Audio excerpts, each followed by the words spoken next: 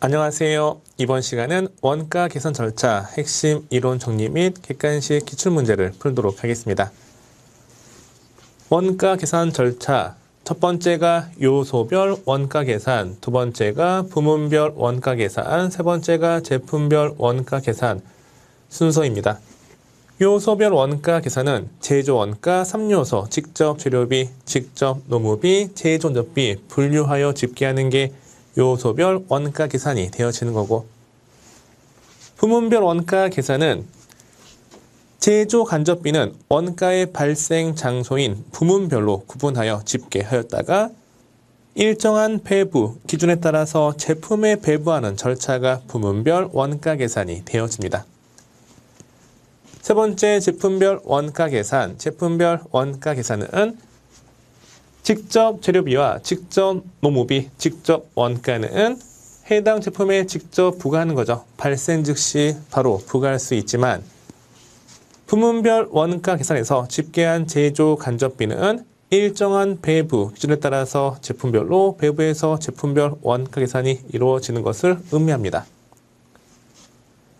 원가 배부는 공통원가, 간접비, 간접원가를 집계하여 합리적인 배부 기준에 따라서 제품 등에 대응시키는 과정, 이게 원가 배분이고, 가장 이상적인 원가 배부 기준은 뭐다? 그렇죠. 인과관계 기준이 됩니다. 인과관계 기준이 만약에 파악하기 어려워. 그러면 다른 배부 기준, 수익 기준이나 부담 능력 기준을 통해서 배부도 가능해요. 부문별 원가 계산 절차, 이거 중요하죠. 별표 나와 있네요. 1단계가 부문 직접비 또는 부문 개별비, 부문 개별비 각 부문에 부과하고, 2단계 부문 간접비 또는 부문 공통비, 부문 공통비를 각 부문에 배부한다. 이렇게 되어 있죠. 3단계 보조 부문에서 발생한 제조 간접비, 보조 부문비를 각 제조 부문에 배부하고, 4단계 제조 부문에 발생한 제조 간접비를 각 제품에 배분하시면 되겠습니다. 먼저 부문 직접비, 부문 개별비 부과하는 거. 두 번째 부문 공통비, 그러니까 간접비를 공통비라고 돼요. 공통비 배분하는 거. 여기는 배분 기준이 중요하죠. 이게 시험에 자주 출제가 되고 있어요. 전기 사용료는 전기 사용량에 따라서 배부하시면 되고, 가스 요금, 수도 요금은 가스 난방 요금 등은 가스 사용량, 수도 사용량에 따라서 배부하시면 돼요. 운반비는 뭐에 따라서? 그렇죠. 각 부문의 운반 횟수에 따라서 배부하시고, 종업원, 후생 부문은 종업원 수, 인원수에 따라서 배부하시고, 기기장치의 감가상각비는 해당 부문의 기계 사용 시간에 따라서 배부하시고, 공장 건물의 감가상각비, 임차료, 건물 자산세, 세금은 면적 비율에 따라서 배부하시면 되겠습니다. 여기 중요합니다. 보조부문비 배분하는 방법은 몇 가지가 있다. 그렇죠. 보조부문, 상호 간의 용역, 수수 관계, 인식 정도에 따라서 이렇게 세 가지 있어요. 직접 배부법, 단계 배부법, 상호 배부법, 이렇게 세 가지가 있습니다. 먼저 직접 배부법은 보조부문, 상호 간에 행해지는 용역의 수수 관계를 완전히 무시하죠. 완전히 무시하고, 그 다음 줄 보조부문 상호 간에 용역 수수 관계가 중요하지 않는 경우 사용하며 가장 간단한 방법이 됩니다. 또 여기서는 자가 소비 용역은 무시한다. 이것도 하나 알고 계시면 되겠습니다. 만약에 A 보조 부문이 뭐라 할까? 여기가 식당이야. 식당. 여기서 발생한 제조 간접비가 한 얼마 할까요? 10만 원 일할게요. 10만 원. 이 10만 원은 식당에서 일하는 직원이 한 명 있고, 그리고 B 보조 부분 1명 식사 제공하면서, 또 여기 X 제조 부문 여기 2명 그리고 여기 두벼. 총 몇 명이에요? 총 2명, 2명, 1명, 1명이니까 총 6명 때문에 발생한 원가가 10만 원 이랄게요. 그러면 식당에서 일하는 사람 때문에 발생한 원가가 여기 10만 원에 포함됐죠. 근데 여기 이 한 명은 무시하고 이 10만 원을 어떻게 1명, 2명, 2명 비율로 뿌리는 거지. 그러니까 직접 배부법은 자가 소비 용역은 무시한다. 이 단어 처음에 출제가 되고 있어요. 자가 소비 용역. 해당 부문에서 일하는 직원으로 인해서 발생된 그 소비로 인해서 발생된 원가는 무시한다. 이렇게 보시면 되겠습니다.